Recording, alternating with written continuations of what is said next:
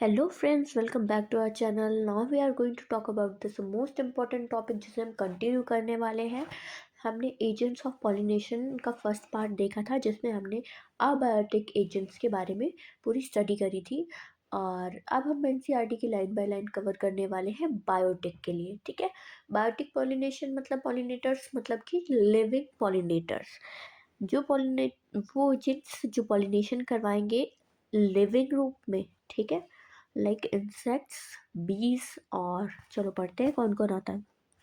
Majority of flowers use a range of animal. देखो, ये हम बात जान चुके हैं कि ज़्यादातर जो फ्लावर्स हैं वो बायोटिक एजेंट को एज अ पॉलिनेटर चूज करते हैं। ओके, क्यों? क्योंकि अबायोटिक एक चांस फैक्टर है। ओके, बीज, butterflies, beetles, flies, wasps, ants, moth, birds, sunbirds and hummingbirds. Okay, hummingbirds जानते हो, छोटी सी होती है, छोटी सी चिड़िया।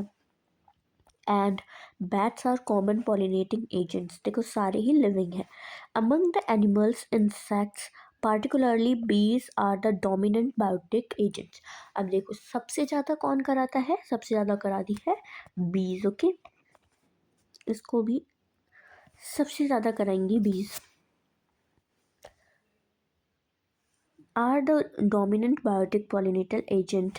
Even larger animal such as some primates like lemurs, arboreal, tree-dwelling rodents, or some reptile, lizards, garden lizard, have also been reported as pollinators in some species।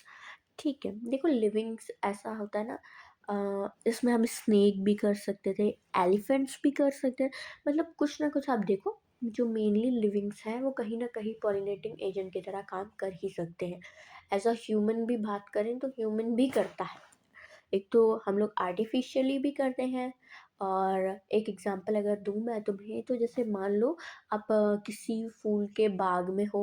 ठीक है, और आप फूलों को ऐसे नहीं टच करते हुए चलते हुए जा रहे हो। ठीक है, टच करते हुए, तो जब आपके हाथ एक फ्लावर से दूसरे पे टच हो रहा है, तीसरे पे टच हो रहा है, तो आपके हाथ में भी पॉलन ग्रेन लग के वो दूसरे फ्लावर के स्टिग्मा पर पहुंच रहे हैं। तो ये प्रोसेस भी तो पॉलिनेशन कहलाएगा। तो आप वहाँ पे पॉलिनेटर एजेंट्स हो जाओगे। ओके, ठीक है। तो इस टाइप से जो लिविंग्स होते हैं, बहुत से लिविंग्स लाइक इंसेक्ट्स हैं, यहाँ तक रेप्टाइल्स में लिजार्ड्स होगी, गार्डन लिजार्ड्स होगी। ठीक है, गार्डन लिजार्ड क्या होती है? क्या कहते हैं उसे? गिरगिट। ठीक है, तो बहुत सारी स्पेशीज जो होती हैं वो एज अ पॉलिनेटिंग एजेंट के तरीके से काम करती हैं। Often flowers of animal pollinated plants are specially adapted for a particular species of animal। देखो, इसमें मेनली कुछ जो फ्लावर्स जिनमें जो मेनली मतलब प्लांट्स होते हैं जिनमें पॉलिनेशन इंसेक्ट्स के द्वारा या फिर मतलब एनिमल्स के द्वारा होता है, वो कुछ एडेप्टेशन भी करते हैं। देखो, एडेप्टेशन मतलब कि ज़्यादातर वो रंग बिरंगे होते हैं, कलरफुल होते हैं, ताकि जो मतलब इंसेक्ट हैं या फिर जो भी एनिमल्स हैं वो उनसे अट्रैक्ट हों। ठीक है, वो नेक्टर प्रोवाइड करते हैं, वो थोड़े से बहुत ज़्यादा ही स्मेली होते हैं, मतलब सेंट्स होती हैं उनमें बहुत अच्छी अच्छी। ठीक है, तो उनमें एडेप्टेशंस होती हैं। Majority of insect pollinated flowers are large. जो इंसेक्ट पॉलिनेटेड फ्लावर्स होते हैं वो मेनली कैसे होते हैं? लार्ज होते हैं, कलरफुल होते हैं और फ्रेगरेंट, मतलब कि उनकी फ्रेगरेंस अच्छी होती है। And rich in nectar. Nectar क्या चीज़ होती है? शायद कुछ लोगों ने यहाँ पे पहली बार नेक्टर के बारे में सुना हो। नेक्टर इज आ लिक्विडी और स्वीट लिक्विड। ठीक है, फ्रूटी होता है वो, समझ लो फ्रूटी के टाइप से होता है। ठीक है, और इंसेक्ट्स को उसे पीना अच्छा लगता है। ठीक है, when the flowers are small, a number of flowers are clustered into inflorescences to make them conspicuous। and देखो देखो, जब कोई फ्लावर बहुत छोटा होता है, एक येलो कलर का जंगली फ्लावर होता था, वो बहुत छोटा-सा होता था। मतलब वो छोटा नहीं होता, जब कोई फ्लावर बहुत छोटा होता है, मतलब कि उससे कोई इंसेक्ट दूर से नहीं देख पाए, उसकी ये हालत होती है। तो वो छोटे-छोटे फ्लावर मिलकर मिलकर एक बड़ा-सा फ्लावर जैसा स्ट्रक्चर बना देते हैं, और इसे कहते हैं इन्फ्लोरेंसेस, सॉरी फॉर दैट।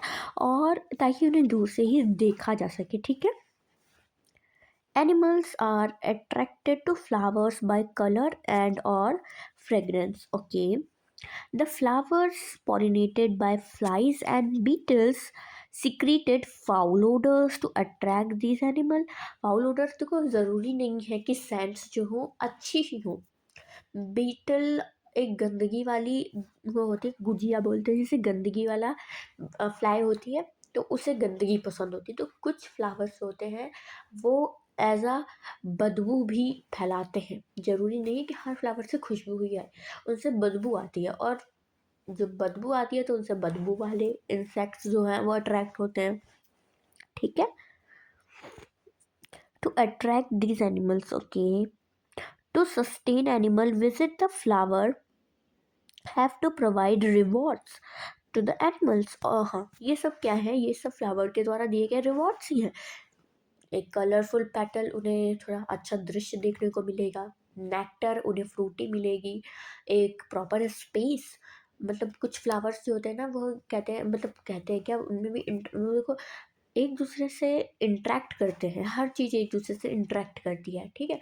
तो वो उस टाइप से होता है कि देखो, तुम हमारे पोलन ग्रेन दूसरी फीमेल तक पहुंचाओ, हम तुम्हें रहने के लिए जगह देंगे, हम तुम्हारे बच्चों को, तुम्हारे अंडों को रखने के लिए एक सुरक्षित प्लेस देंगे। इस टाइप से भी होता है, ठीक है। ओके, हाँ तो कहेंगे nectar and pollen grain are the usual floral reward. Nectar और and pollen grain are the usual floral reward, okay, for harvesting the reward from the flower. The animal visitor comes in contact with the anther and the stigma. The body of animal gets a coating of pollen grain, which are generally sticky in animal pollinated flowers. When the animal carrying pollen or its body comes to contact with the stigma, it brings out the pollination. देखो, जब एक insect या जब एक हम fly लेके चलते हैं, बी या बी लेके चलते हैं, ठीक है, मधुमक्खी को लेके चलते हैं। जब एक मधुमक्खी जाके किसी प्लांट पर बैठती है, ठीक है, वो उसका नेक्टर लेती है शहद बनाने के लिए, ठीक है। अम, जब वो उस पर बैठती है, हमने पढ़ा था जो वाइंड पॉलिनेशन है, उसके लिए जो पॉलन ग्रेन बनते हैं वो नॉन स्टिकी होते हैं ताकि वो हवा से उड़ सके। बट जब कोई एनिमल पॉलिनेटेड प्लांट्स जो होते हैं कि हम बात करें, तो उनके पॉलन ग्रेन जो है वो मोस्टली चिपचिपे होते हैं, ओके। कैसे होते हैं, चिपचिपे, ताकि जब कोई, जैसे जब कोई हम बीज की बात करें, तो जब कोई बी आकर उस पर बैठे तो पॉलन ग्रेन उसकी बॉडी पर चिपक जाए, और जब वो जाके दूसरे फीमेल के प्लांट पे या फीमेल फ्लावर पे बैठे जाके, तो वो उस पे जाके उससे टच हो जाए, ठीक है, और स्टिग्मा पर चिपक जाए। सो दैट्स वाई जो इसका मेन पॉइंट है कि जो एनिमल पॉलिनेटेड प्लांट्स होते हैं उनके जो पॉलन ग्रेन होते हैं वो थोड़े से स्टिकी होते हैं।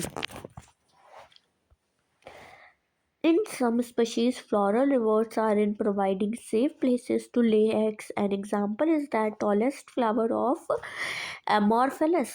देखो, वही मैंने बताया कि वो जगह भी देते हैं। एमॉर्फिलस एक बहुत बड़ा फ्लावर्स होता है, ठीक है। इसका कोई स्ट्रक्चर नहीं दिया हुआ है, मैंने इसकी फ़ोटो भी नहीं लगाई, चलो कोई बात नहीं। आप सर्च करना जाके गूगल पर। एमॉर्फिलस बहुत बड़ा प्लांट होता है, एक ह्यूमन के जितना प्लांट होता है, तो उसमें उसमें बहुत प्रॉपर स्पेस होता है, बहुत प्रॉपर स्पेस होता है, मतलब कि उसमें कोई भी इंसेक्ट को अपने अंडे रखने हैं या कुछ भी करना है तो वो प्रॉपर रख सकता है, रह भी सकता है, ठीक है, एक प्रॉपर स्पेस भी दे रहा है। The flower itself is about 6 feet in height. A similar relationship exists between a species of moth and the plant of yucca, where both species, moth and yeah, moth and the plant cannot complete their life cycle without each other. The moth deposits its egg into the locule of the ovary, and the flower in turn gets pollinated by the moth. The larvae of moth come out of the egg as the seed start developing. देखो देखो, ये एक बहुत अच्छी ही story हो गई। देखो, इस स्टोरी को समझने से पहले हम ये देख लेते हैं। इस टाइप से कुछ, देखो ये बी आएगी तो इसके जो पॉलन ग्रेन है वो उसके ऊपर चिपक जाएंगे। जब वो दूसरे पे जाएगी तो वो पॉलन ग्रेन छूट जाएंगे, मतलब स्टिग्मा और ज़्यादा ही फैदरी होती है, और ज़्यादा ही स्टिकी होती है, तो उस पर चिपक जाएंगे।